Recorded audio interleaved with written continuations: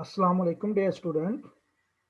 Today our new topic is angular momentum, which is also analogous with the linear momentum, as we discussed in chapter number 3. So, what is angular momentum? Angular momentum possessed by the body in a circular motion. So, first of all, we will define it. What is angular momentum? We will define angular momentum from this diagram. As you can see that m is the mass of the particle. This is particle in black spot. So mass of particle is denoted by small m. When it is move along a circular path, then it will give, then its position vector or will give us a angular momentum. So it is angular momentum is the cross product between position vector r and linear momentum of the particle mass m which is moving along the circular. Mass m will move along a circular path will give us a linear momentum, and position vector r will also move with respect to axis of rotation o, and their cross product position vector and linear momentum is called angular momentum. So how will it define is the cross product of position vector r and linear momentum p is called angular momentum. तो ये मास जो है हमारे पास small M, ये move करेगा in the form of circular path, और ये जो पोजीशन वेक्टर आर है ये भी इसके साथ साथ क्या करेगा, रोटेट करेगा with respect to some reference axis O. तो इन दोनों के प्रोडक्ट को पोजीशन वेक्टर आर और लीनियर मोमेंटम को हम क्या कहेंगे, एंगुलर मोमेंटम कहेंगे। और इसकी दूसरी डेफिनेशन क्या होगी, a particle is said to possesses an angular momentum about a reference axis, यानी कि कोई भी पार्टिकल अपने रेफरेंस एक्सिस की क्या करेगा, रिवॉल्व करेगा, मूव करेगा, तो हमें क्या देगा, एंगुलर मोमेंटम देगा। If it so moves that its angular position changes related to that reference axis is called angular momentum. So another definition, a particle is said to possesses an angular momentum about a reference axis if it so moves that its angular position changes relative to reference. तो ये reference axis है, इसके लिहाज से कोई body क्या करेगा, अपनी पोजीशन चेंज करेगा, एंगुलर पोजीशन चेंज करेगा, तो हमें क्या देगा, एंगुलर मोमेंटम देगा। So how it is represented by angular momentum, angular momentum is represented by capital L. So what is the formula of angular momentum, L is equal to R cross P. P is linear momentum, R is position vector, linear momentum of the small mass m moving around the circle। ये हमारे पास क्या था, x axis था। जब हमने force लगाई तो ये मूव कर रहा था along the tangent, तो सेंटीमीटर फोर्स इसको सर्कुलर में मूव करवाएगी। तो ये जो टेंजेंट हमारे पास वेलोसिटी थी इसकी वजह से हमें क्या आएगा, टेंजेंशियल वेलोसिटी की वजह से हमें क्या आएगा, लीनियर मोमेंटम आएगा। और ये जो एंगुलर वेलोसिटी की वजह से हमें क्या आएगा, एंगुलर मोशन की वजह से हमें क्या आएगा, एंगुलर मोमेंटम आएगा। तो क्या हो गया, angular momentum is equal to R cross P. ये हमारे पास क्या है, क्रॉस प्रोडक्ट है। हम जानते हैं कि क्रॉस प्रोडक्ट अगर हम क्या करें इसको, इसकी क्या नाम है, क्रॉस प्रोडक्ट क्रॉस खत्म करें तो क्या लगाएंगे, हम इसको एंगल लगाएंगे। तो क्या हो गया, आर मैग्नीट्यूड, पी मोमेंटम की मैग्नीट्यूड, और ये क्रॉस खत्म किया तो एंगल क्या आ गया, साइन थीटा। और एन यूनिट वेक्टर किसको रिप्रेजेंट करेगा, direction of angular momentum. Angular momentum क्या है, वेक्टर क्वांटिटी है। इसकी डायरेक्शन भी हम वैसे ही फाइंड आउट करेंगे जैसे हमने डायरेक्शन फाइंड आउट की angular displacement, angular velocity, angular acceleration के, by using right hand rule. grasp the axis of rotation in your right hand and erected thumb will show the direction of angular momentum। तो ये था angular momentum, L is equal to R P sine theta. उसके बाद हम क्या कर रहे हैं, वैल्यू पुट कर रहे हैं। वैल्यू पुट की किसकी, लीनियर मोमेंटम की। लीनियर मोमेंटम की वैल्यू क्या है, P is equal to M V. ये वैल्यू हम यहाँ पुट कर देंगे तो क्या बन जाएगा हमारे पास, angular momentum is equal to M R V sine theta. यानी कि ये हमने एम वी वैल्यू पुट कर दी तो क्या बन गया एम वी, और ये साथ क्या आ गया आर, तो क्या बन गया M V R sine theta. यानी कि हमने लीनियर मोमेंटम की क्या कर दी, वैल्यू पुट कर दी। अब हम क्या फाइंड आउट करने लगे हैं, मैग्नीट्यूड फाइंड आउट करने लगे हैं। तो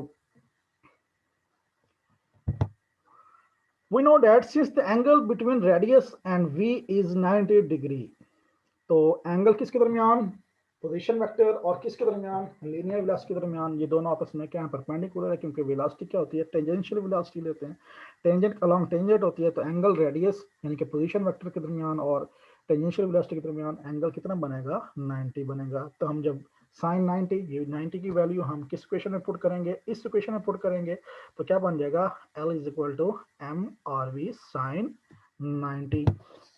तो साइन 90 की वैल्यू कितनी होती है, साइन 90 इज इक्वल टू 1 होता है। तो जब हम 1 वैल्यू पुट करेंगे तो क्या बन जाएगा हमारे पास, L is equal to M R V, या हम इसे कह सकते हैं एम वी आर। तो ये हमने क्या फाइंड आउट कर ली, एंगुलर मोमेंटम की मैग्नीट्यूड फाइंड आउट कर ली। और ये जो अबव इक्वेशन थी, ये इक्वेशन हमें किस चीज को शो करेगा, in term of vector form angular momentum को, और ये हमें किस चीज को शो कर रहा है, magnitude of angular momentum, L is equal to M R V या एम वी आर। अब ये हमारे पास जो रिलेशन आ रहा था, ये रिलेशन है in term of linear velocity. अब हम angular momentum in term of angular velocity find out करना चाहते हैं। तो हमारे पास जो रिलेशन है लीनियर वेलोसिटी का और एंगुलर वेलोसिटी का, वो रिलेशन क्या है, v is equal to R omega. ये वैल्यू हम अबव इक्वेशन में पुट कर देंगे तो क्या बन जाएगा हमारे पास, L is equal to M R, और v की वैल्यू किसकी इक्वल थी, आर ओमेगा की इक्वल थी। तो क्या बन गया, M R is equal to R और फिर क्या, आर ओमेगा। यानी कि हमारे पास ये रिलेशन आया था, इस रिलेशन में हमारे पास v आ रहा है, v और एंगुलर वेलोसिटी का आपस में रिलेशन क्या है, v is equal to R omega. तो जब हमने ये v is equal to R omega की वैल्यू किस में, इस इक्वेशन में पुट की, तो ये इक्वेशन क्या बन जाएगी, L is equal to M R, और v किसके इक्वल था, आर ओमेगा। तो ये r और ये r क्या बन जाएंगे, आर स्क्वायर। तो एंगुलर मोमेंटम किसके इक्वल हो जाएगा, L is equal to M R square omega. तो ये L क्या हो गया हमारे पास, एंगुलर मोमेंटम, उसकी मैग्नीट्यूड, और ये क्या बन जाएगा, एम आर स्क्वायर, और ये क्या बन जाएगा, ओमेगा बन जाएगा। अब एम आर स्क्वायर को हम क्या कहते हैं, मोमेंट ऑफ इनर्शिया कहते हैं। तो हमारे पास क्या बन जाएगा, L is equal to I omega. क्योंकि L क्या है, एम आर स्क्वायर ओमेगा आ रहा था, आई किसकी इक्वल आ गया, एम आर स्क्वायर। तो ये मोमेंट ऑफ इनर्शिया की वैल्यू यहाँ पुट कर देंगे, एम आर स्क्वायर क्या है, मोमेंट ऑफ इनर्शिया। और मोमेंट ऑफ इनर्शिया को हम किससे शो करते हैं, आई से शो करते हैं। तो क्या बन जाएगा, L is equal to I omega. This is angular momentum of the particle moving along the circular path is equal to I omega in term of angular velocity, L is equal to I omega। Units हम इसके find out करते हैं, क्या unit होंगे इसके, kilogram metre पर second square. तो unit, what is the unit of angular momentum, it's unit is kilogram metre पर सेकंड स्क्वायर। तो ये हमारे पास किलोग्राम पर मीटर स्क्वायर है, और इसको हम क्या कह सकते हैं, जूल सेकंड भी कह सकते हैं। तो किलोग्राम मीटर पर second square is equal to joule second. तो what is the unit of angular momentum, its unit is kilogram meter per second square, which is also known as joule second।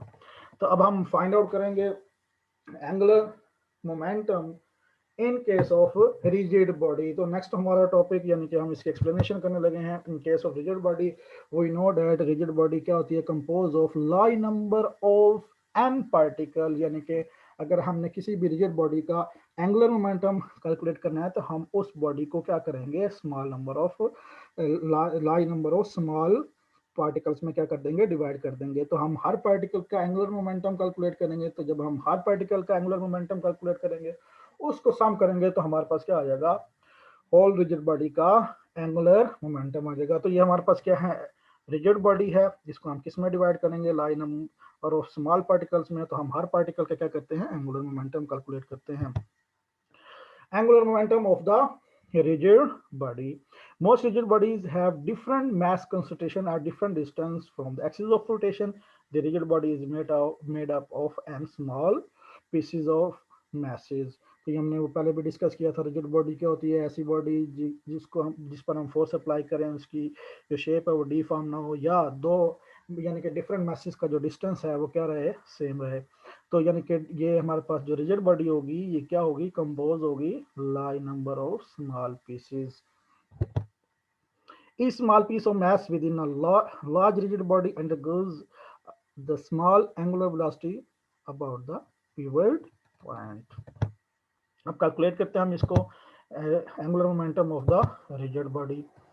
तो कैसे calculate कर रहे हैं, वही कि हमारे पास मास m1 m2 m3 mn, तो ये अपना डिस्टेंस जो होगा किसके लिहाज से, पिवट पॉइंट के लिहाज से जो डिस्टेंस होगा वो हमारे पास क्या होगा, r1 r2 r3 rn from axis of rotation of respectively. तो जैसे हमने वो मूवमेंट ऑफ इनर्शिया का, जो हमने इनर्शिया में रिजिड बॉडी का movement of inertia find out किया था, जिसमें क्या थे जो डिस्टेंस थे वो क्या थे हमारे पास, r1 r2 r3 rn किसके थे, m1 m2 और m3 mn रिस्पेक्टिवली। इसी तरह ये भी रिजिड बॉडी हम यूज कर रहे हैं, और इस में क्या कर रहा है, हर पार्टिकल क्या कर रहा है, रोटेट कर रहा है, उसका एंगुलर मोमेंटम है।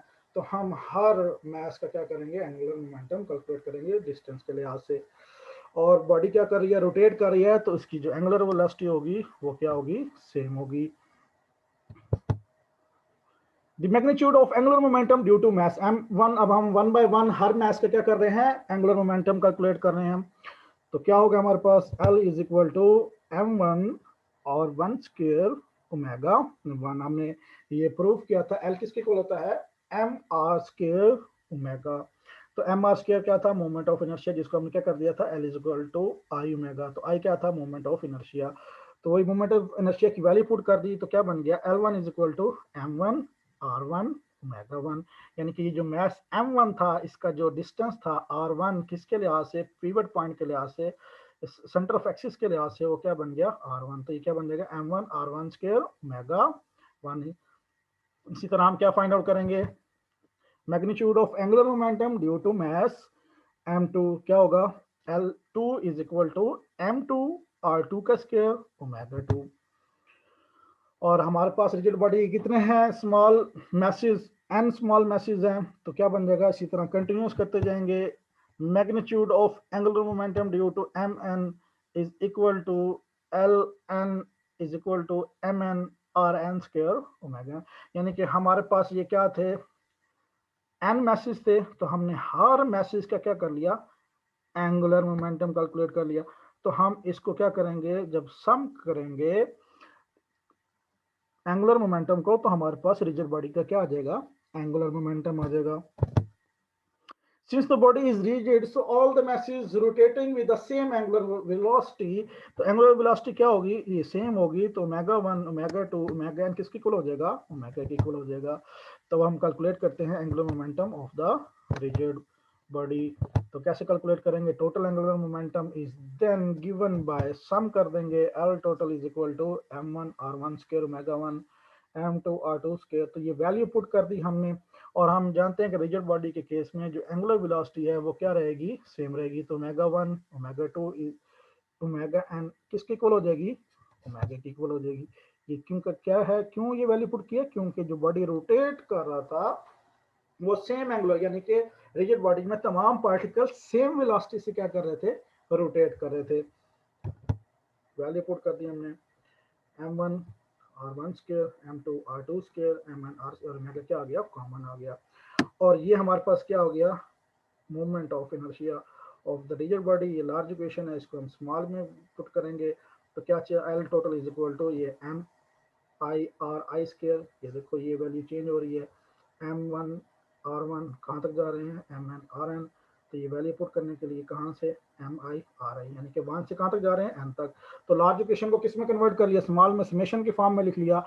और ये क्या बन गया हमारे पास, 1 to n, ये मूवमेंट ऑफ इनर्शिया बन गया। ये हमारे पास क्या बन गई, एंगुलर वेलोसिटी बन गई। यानी कि मूवमेंट ऑफ इनर्शिया किसका आ गया, रिजिड बॉडी का आ गया। तो जब हमने रिजिड बॉडी का मूवमेंट ऑफ इनर्शिया कैलकुलेट कर लिया, तो हमारे पास क्या आ जाएगा, angular momentum of the rigid body. तो ये हमने वैल्यू पुट कर दी, तो क्या हो गया, L is equal to I omega. तो आई टोटल, तो ये हमने क्या फाइंड आउट कर लिया, total linear momentum of the rigid, total angular momentum of the rigid body किसके इक्वल हो गया, आई ओमेगा के इक्वल हो गया। उसके बाद है बहुत अहम and important short question, differentiate between spin and orbital angular momentum. Spin and very important short question for the examination point of view. What is meant by spin angular momentum? Spin angular momentum, what is the definition of spin angular momentum?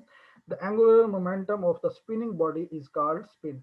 ये देखो हमारे पास कोई खिलौना है, ये क्या कर रहा है, अपने एक्सिस के गिर्द, ये अपने एक्सिस के गिर्द, अगर कोई बॉडी अपने एक्सिस के गिर्द क्या करेगी, रोटेट करेगी, तो उसको हम क्या कहेंगे, स्पिन एंगुलर मोमेंटम कहेंगे। क्या कहेंगे, स्पिन एंगुलर मोमेंटम। जैसे अर्थ क्या करती है, अपने एक्सिस के गिर्द रोटेट करती है, जो स्पिन करती है, तो उसे हम क्या कहेंगे, स्पिन एंगुलर मोमेंटम। तो क्या डेफिनेशन हुई, the angular momentum of the spinning body is called spin angular momentum.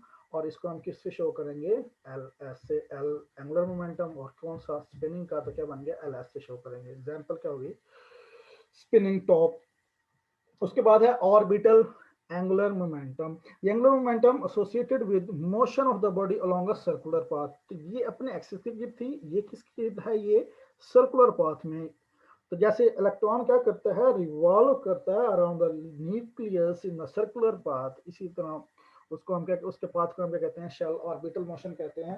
तो ये क्या है हमारे पास, the angular motion associated with motion of the body along a circular path is called orbital angular momentum. The radius of orbital angular momentum is greater than radius of spinning angular momentum of the body. Angular motion, angular momentum associated with motion of the body along a circular path is called orbital angular momentum. Example क्या होगी, motion of moon around the earth. तो ये था differentiate between spin and orbital angular momentum. Spinning motion of the body having momentum is called spin angular momentum. Circular motion of the body having momentum is called orbital angular momentum. Spin angular momentum को किससे show करते हैं, L से। Orbital angular momentum को हम किससे show करते हैं, एल नॉट से। अगर क्या हो, रेडियस किसका, एंगुलर मोमेंटम का क्या हो, ज्यादा हो किससे, radius of the moving object को, अगर क्या हो किसी भी मोशन में, अगर क्या हो एंगुलर मोशन में, एंगुलर मोमेंटम की जब हम बात कर रहे हैं, रेडियस क्या हो, ज्यादा हो किससे, रेडियस ऑफ द ऑब्जेक्ट से, तो उस ऑब्जेक्ट को हम क्या कहेंगे, पॉइंट ऑब्जेक्ट कहेंगे, या उस मास को हम क्या कहेंगे, पॉइंट मास कहेंगे। फिर बता रहे हैं, बहुत अहम पॉइंट है, अगर क्या हो कोई बॉडी क्या कर रहा है, रोटेट कर रहा है इन सर्कुलर मोशन, तो उस सर्कुलर मोशन का अगर क्या हो, रेडियस क्या हो, ज्यादा हो किससे, बॉडी के रेडियस से, तो उस बॉडी को हम क्या कहेंगे, पॉइंट मास या पॉइंट ऑब्जेक्ट कहेंगे। That is the end of topic. Allah Hafiz.